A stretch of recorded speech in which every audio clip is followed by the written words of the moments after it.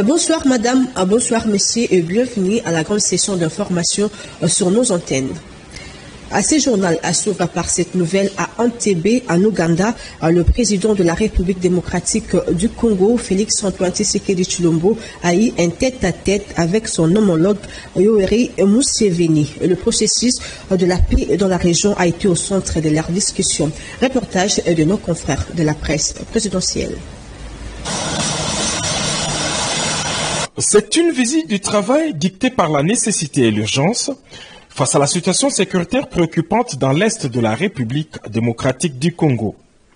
Au terminal présidentiel de l'aéroport international d'Entebbe, le chef de l'État a été accueilli par le ministre ougandais de la Défense et des Vétérans, Jacob Obotobot. Après les cérémoniales d'accueil, le président Félix-Antoine Tshisekedi Tshilombo a pris la direction du palais présidentiel d'Entebbe où l'attendait sur le perron son hôte Yoweri Kaguta Museveni. Dans un premier temps, les deux chefs d'État ont longuement échangé seul à seul avant d'élargir la réunion bilatérale à leurs délégations respectives. Je vous remercie également pour les discussions que nous avons eues ce jour, des discussions très enrichissantes et très prometteuses, qui ont tourné essentiellement autour du processus de paix, cette paix que nous voulons pour notre région. Je repars avec l'espoir que ce que nous nous sommes dit va se concrétiser et je compte sur vous, sur votre sagesse pour que tout ce que nous nous sommes dit... Les 3 points principaux sont the bilateral security issues between Uganda and DRC. Premièrement, les questions de la sécurité bilatérale entre l'Ouganda et le RDC. Deuxièmement, la sécurité de la région. Troisièmement, la question du pétrole dans le lac Albert. And then 4. Quatrièmement, l'infrastructure. Especially the Kasindi, surtout Tembo Road. La route de Kasindi-Tembo.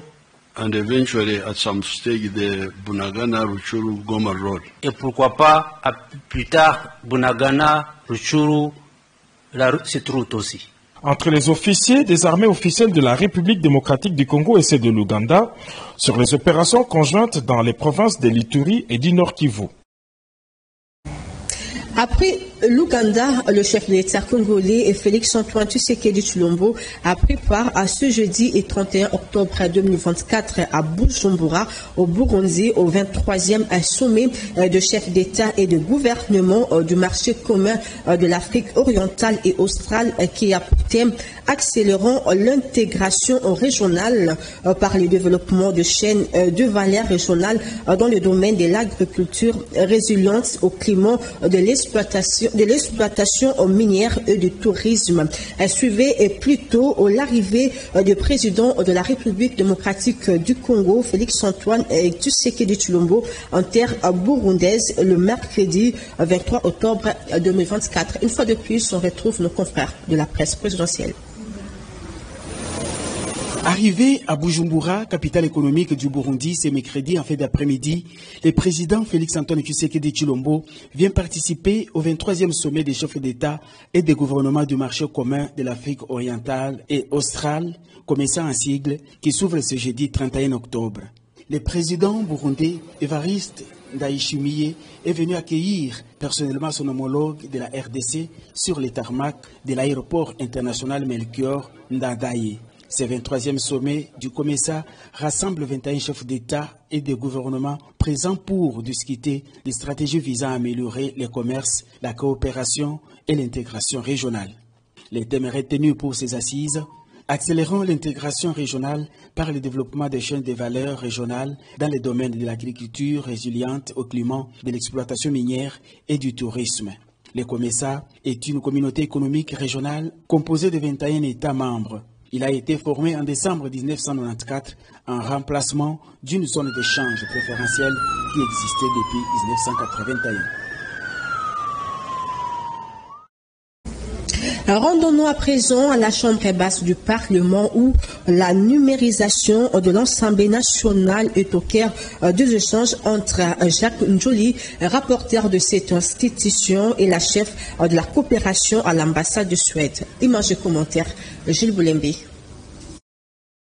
Les échanges entre les deux personnalités ont tourné autour de la numérisation de l'Assemblée nationale, car la digitalisation de la Chambre basse du Parlement relève des attributions du rapporteur de l'Assemblée nationale. La chef de la coopération de l'ambassade de Suède était accompagnée d'une forte délégation d'experts en numérique. Au sortir de leurs échanges déroulés à huis clos, la chef de la coopération de l'ambassade de la Suède, Carl Strom, a circonscrit la quintessence de cette rencontre. L'opportunité d'échanger avec monsieur le rapporteur et son équipe sur la fonctionnalité de l'Assemblée nationale et qu'est-ce qu'on peut faire pour augmenter un peu la transparence, la redevabilité. On a beaucoup discuté aussi avec l'équipe les questions d'archivage et comment on fait la documentation du débat et comment on peut en fait rendre plus accessible au peuple du Congo pour qu'il puisse comprendre un peu ce qui se passe et le grand travail qui est fait ici par les parlementaires mais aussi par les équipes. Nous travaillons avec Ebouteli qui ont été avec nous aujourd'hui sur en fait toutes ces questions et on a beaucoup compris, on a vraiment compris les besoins qu'il y a et on va en parler plus après cette visite. Juste après, les hôtes du rapporteur de l'Assemblée nationale ont visité quelques compartiments de l'hémicycle du Palais du Peuple, dont la reprographie, la salle de plénière de l'Assemblée nationale, le département des archives. Une photo de famille a sanctionné cette cérémonie. Restons toujours à l'Assemblée nationale pour vous informer cette fois-ci qu'il y a eu reprise au comité de sages à l'issue de la plénière du 30 octobre dernier entre la députée nationale Marie-Ange Lukiana, ancienne présidente du comité, et la députée Clotilde Kapinga. Une fois de plus, on retrouve Gilles Boulembi. Lors de la séance plénière du mardi 19 octobre 2024, l'Assemblée nationale a approuvé la mise en place du bureau de son comité de sages pour la législature en cours. Il s'agit de l'un des organes constitutifs des commissions permanentes nécessaires au bon fonctionnement de la Chambre basse du Parlement. L'actuel bureau fait suite à celui dirigé par la présidente honoraire du comité des sages, la députée Marie-Ange Lukiana. Elle était assistée de la vice-présidente Caroline Bemba. Toutes deux ont pris part à cette cérémonie d'installation du nouveau bureau du comité des sages.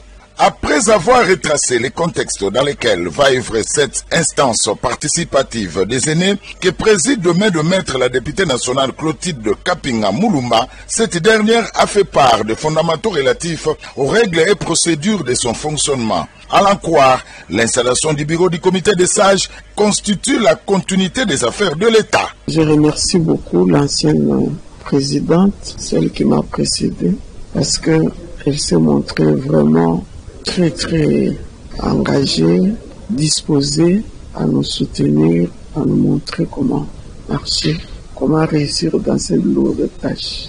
Pour la députée Clotilde Kapinga Mulumba, cette journée spéciale pour moi, afin de pouvoir entrer en fonction, de pouvoir assumer une si grande responsabilité. Je remercie beaucoup mon prédécesseur parce qu'elle s'est montrée très engagée, disposée à nous soutenir et nous orienter dans la manière de réussir dans cette lourde tâche. Il s'y est de signaler que ce comité des sages de la Chambre basse du Parlement est composé essentiellement de la députée nationale Clotilde Kapinga Mulumba, présidente, Kamunani Kalazo Deokar, premier vice-président, Daiso Moketali, deuxième vice-président, Alfred Dibandi Nzondomio, rapporteur, et Bialesi Makadoudima, rapporteur adjoint.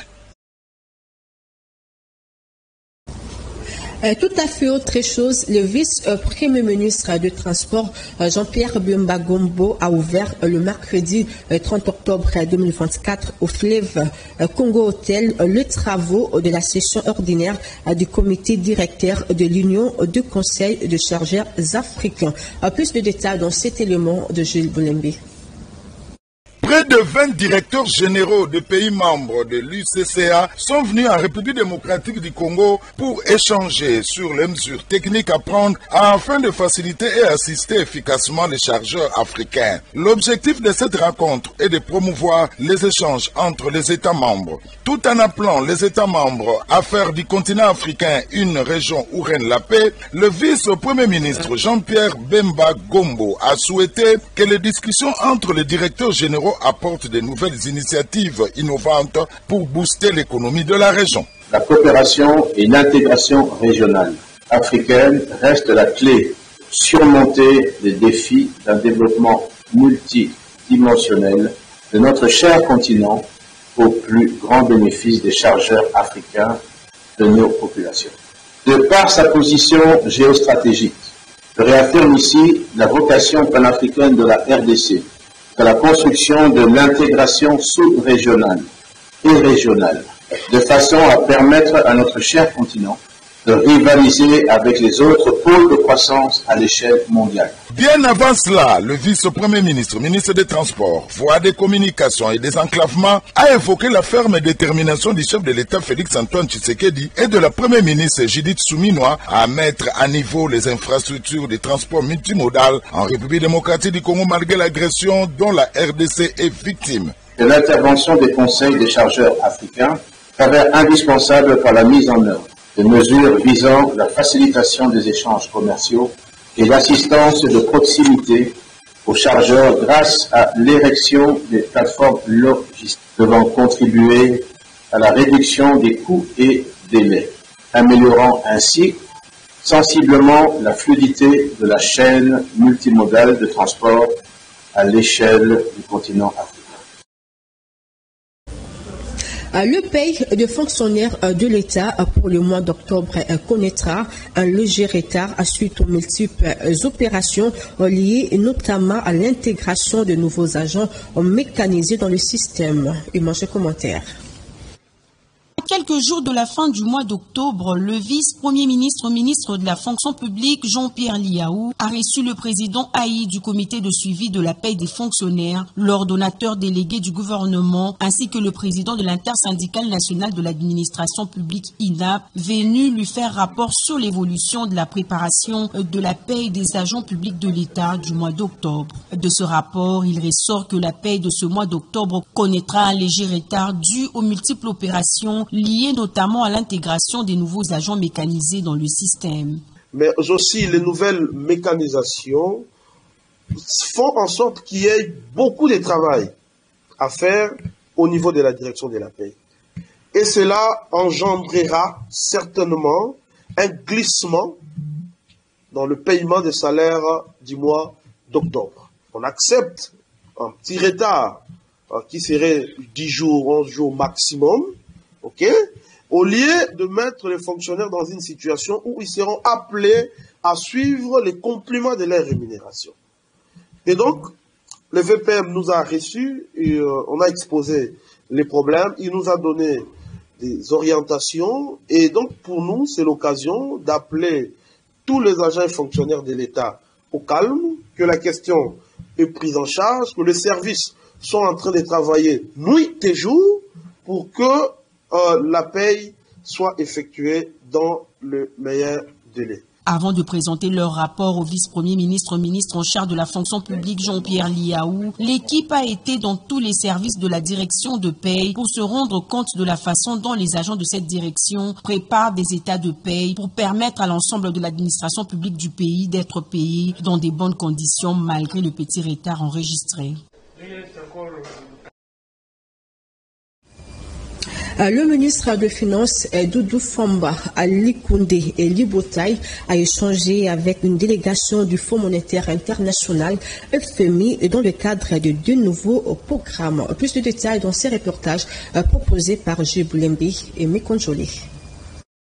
En mission officielle en RDC dans le cadre de deux nouveaux programmes, l'un axé sur la facilité élargie des crédits et l'autre sur la facilité élargie de résilience et de durabilité, la délégation de l'équipe pays du Fonds monétaire international, conduite par Caliste Aokoposi, a échangé ce jeudi 31 octobre 2024 avec le ministre des Finances Doudou Famba Alikunde Libotaï. Ce second programme est une nouvelle facilité pour appuyer la République démocratique du Congo dans la lutte contre les effets des changements climatiques, a laissé entendre Caliste Aokoposi, chef de mission. Nous avons rencontré le ministre des Finances, le ministre d'État du Budget, la gouverneure de la Banque centrale et les autres cadres pour lancer un peu cette mission, discuter des grands objectifs de la mission. La mission va durer à peu près 2 semaines et au bout de cela, on vous rendra compte des résultats de la mission. En outre, cette réunion intervient 4 jours après les assemblées de printemps du groupe de la Banque mondiale et du Fonds monétaire international où l'Argentin national Doudou Fambali-Koundé Liboutai avait sollicité auprès du Fonds monétaire international au nom du gouvernement congolais qu'une quotité soit orientée vers des projets d'investissement public lesquels auront un effet positif sur le vécu quotidien des populations. À travers ces 2 nouveaux programmes, le gouvernement congolais pourrait mobiliser jusqu'à 2,5 milliards de dollars américains. En effet, la RDC compte étendre la couverture de santé universelle déjà dans certains coins du pays, mais aussi la prise en charge du nouveau-né, la mise en place de la gratuité de l'enseignement secondaire, la construction des infrastructures pour la libre circulation des personnes et de leurs biens, l'utilisation des terres arables pour une agriculture saine et autres projets d'intérêt capital. Poursuivons ces journaux avec cette information. La première ministre, chef du gouvernement, Judith Soumenoua Toulouka, défend en ces moments devant les élus nationaux le projet de budget exercice 2025. Au total, 14 points clés du budget 2025 sont en discussion à la Chambre basse du Parlement. Nous y reviendrons avec force et détails dans nos prochaines éditions. Parlons éducation à présent. Le membre du syndicat national de chefs des travaux et assistants SINACAS RDC ont résolu de mettre le gouvernement de mer pendant une durée de 15 jours afin de lui permettre d'honorer ses engagements. Au cas contraire, le SINACAS tirera à toutes les conséquences qui s'imposent. Décision prise à l'unanimité lors de l'Assemblée générale tenue le mercredi 30 octobre 2024 à la salle de promotion de l'ISTA à Kinshasa, sous les auspices du président national du SINACAS, le chef des travaux René Mvutu Ngambele et Clavé Aladiako pour les reportages. Réunis en assemblée générale le mercredi 30 octobre 2024 à l'ISTA Kinshasa, sous les auspices de leur président national, le chef des travaux René Mvutu Ngambele, les membres du syndicat national des chefs des travaux et assistants SINACAS, venus de la ville de Kinshasa et des provinces de la RDC, ont décidé de mettre le gouvernement en demeure pendant une durée de 15 jours afin de lui permettre d'honorer ses engagements. Au cas contraire, le SINACAS tirera toutes les conséquences qui s'imposent. Faisant suite à la recommandation du Conseil syndical de l'enseignement supérieur et universitaire, à l'issue de sa réunion du 22 octobre 2024, tenue au siège de la Poutine, le SINACAS s'est réuni à l'Assemblée générale ce mercredi 30 octobre 2024 dans la salle de promotion de l'ISTA Kinshasa. Après échanges et délibérations, le SINACAS s'est décidé de mettre en demeure le gouvernement pendant une période de 15 jours pour lui permettre de liquider la paye du mois d'octobre 2024, les arriérés des soldes des accords de l'IWA 2022, la mécanisation et la correction de grades, la mise en place effective du comité permanent interministériel de suivi des accords. Au cas contraire, le SINACAS tirera toutes les conséquences qui s'imposent. Rendons-nous à présent au ministère de la Communication et Médias où le président directeur général du télédistributeur chinois StarTime, Peng Zhenzing, a été reçu en audience par Patrick Mouyaya à Katebwe, Jubulimbi. Juste après, avec sa délégation, ils ont visité les installations de la radio-télévision nationale congolaise et autres patrimoines de ces médias publics dans la commune de Lingwala, en compagnie de la directrice générale de ce même média, Sylvie Elengue, et du conseiller technique au ministère de la Communication et Médias, Ali Mbilo. Ensemble, ils ont échangé autour du partenariat qui verra bientôt les jours entre les deux entreprises audiovisuelles, notamment sur la numérisation générale de la RTNC. Par la suite, Pang Zeng et le ministre Patrick Mouyaya ont évoqué les dossiers de la migration de la télévision analogique vers la télévision numérique sur toute l'étendue du territoire national. Convaincu, il a témoigné sa joie et a encouragé le ministre Patrick Mouyaya sur les efforts fournis pour la modernisation de la radio-télévision nationale congolaise. Il paraît que vous êtes beaucoup développé ces dernières années. Alors, vous avez ajouté beaucoup de nouveaux installations et équipements et votre niveau de production s'est beaucoup amélioré. Comme votre pays se développe à une vitesse grand V, je crois que la télévision nationale doit être à la hauteur, c'est-à-dire être plus moderne. Il faudra noter que c'est pour la 3e fois que le PDG de StarTime séjourne à Kinshasa pour rencontrer les autorités congolaises en vue de partenariats durables et profitables à toutes les parties.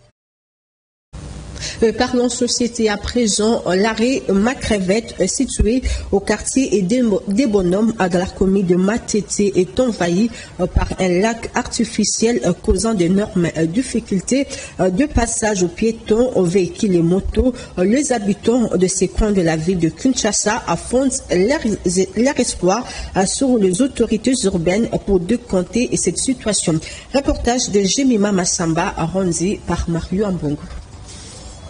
Nous sommes dans la commune de Matete, sur l'avenue Lumière, au quartier de Bonhomme, non loin de l'arrêt Macrevette, juste au-dessus du saut de mouton, où l'endroit est devenu impraticable à tel point que le conducteur de transport en commun endure un véritable calvaire pour rouler. Également par Denis des Poules, une dizaine de situations qui poussent les chauffeurs de taxi à éviter cet itinéraire, rendant le transport en commun encore plus difficile. Ce n'est pas la première fois, madame.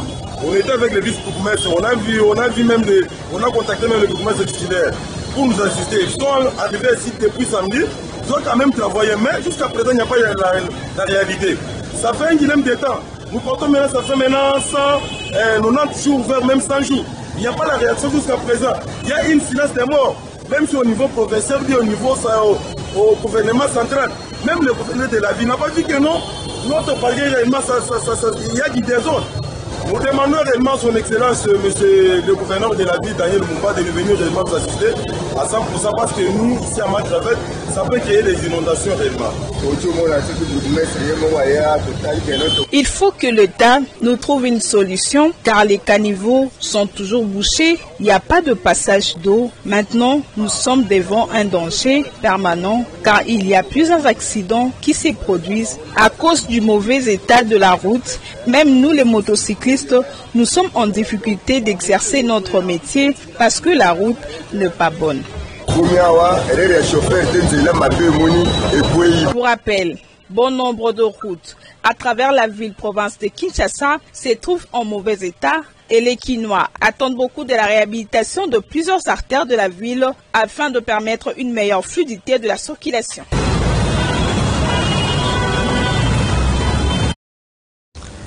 Plusieurs mois après sa prise de fonction, le gouvernement provincial de la ville de Kinshasa peine à réhabiliter plusieurs acteurs de la capitale. C'est le cas de l'avenue Nyangwe dans la commune de Lingwala, devenu impraticable. Le même constat de l'insalubrité a été fait dans la commune de Bandalungwa. Mario Ambongo sur les images de Choming Kassiama. L'une des principales avenues de la commune de Lingwala se meurt, malgré les appels des automobilistes, ainsi que des piétons. Rien n'est fait. Ici, circuler ressemble à un vrai puzzle. Il faut zigzaguer, ralentir, chercher son chemin. Bref, ici, pas trop loin du rond-point Willery, tout est compliqué. La bitume a déjà quitté la grande route. Et dire que cette route permet de relier soit 24 novembre ou encore le rond-point Willery. Difficile de comprendre qu'après plusieurs mois, le gouvernement provincial de Daniel Bumba peine à réhabiliter quelques artères relevant de sa compétence. Le temps passe. Ces situations participent aux difficultés de transport dans cette partie de la capitale. Le soir venu, rouler ici devient un vrai casse-tête. Après Lingwala, direction l'avenue Kimbondo. Nous sommes dans la commune de Bandalungwa. Ici, les caniveaux sont curés, mais les détritus sont abandonnés sur le côté. Et dire que les caniveaux sont bien curés. Quelques Quinois ont réagi. Pour curer les caniveaux à Bandal, il faut commencer dans un point donné. Ça veut dire la frontière de Bandal et Kankokolo par Kitambo. Vous commencez à curer, vous remontez jusqu'en haut. Mais qu'est-ce que nous remarquons? Aujourd'hui, on est en train de curer l'avenue Kimbondo. Mais c'est pour quel résultat? Et quand on enlève les immondices, le sable et tous les détritus qui se trouvent dedans, après, il n'y a pas d'évacuation. Donc, il suffit qu'il pleuve, la terre là va revenir, répartir à son lieu du point A, c'est-à-dire le caniveau. Donc, nous demandons vraiment à l'autorité de pouvoir mettre une politique bien définie. La culture doit partir de l'école avec les enfants. Les enfants doivent savoir que nous ne pouvons pas jeter n'importe quoi partout. Depuis des jours, un gros véhicule s'est érigé en véritable barrière et constitue une source d'embouteillage monstre sur la route Macrevette dans la commune de Matete, plus précisément au quartier des Bonhommes. Pour rendre fluide la circulation, la population du quartier Macrevette demande aux propriétaires du gros véhicule d'enlever cet engin roulant. Un reportage de Jemima Massamba rendu par Mario Ambongo.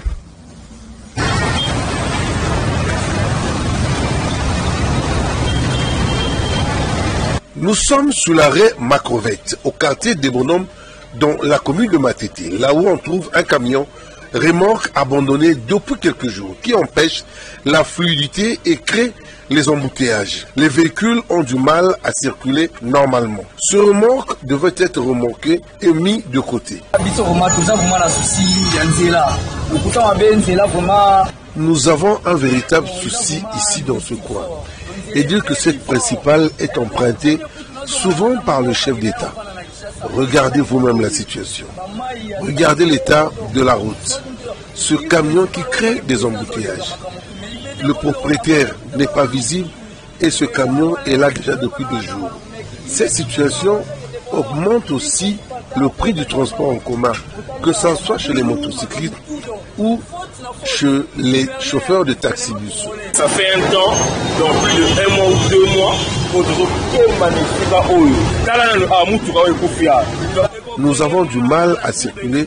Nous demandons aux autorités urbaines de trouver rapidement une situation, celui de décamper ce camion qui a eu domicile sur cette grande avenue fréquentée, voilà déjà des jours. Donc ils doivent intervenir.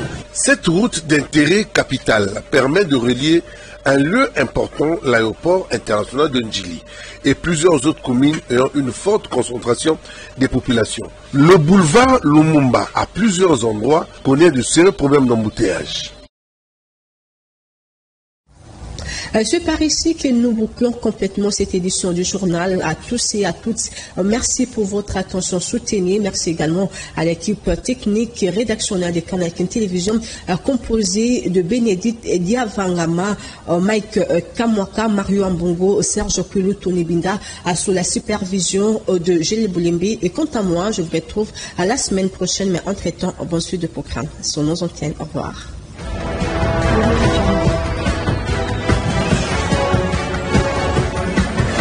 Thank you.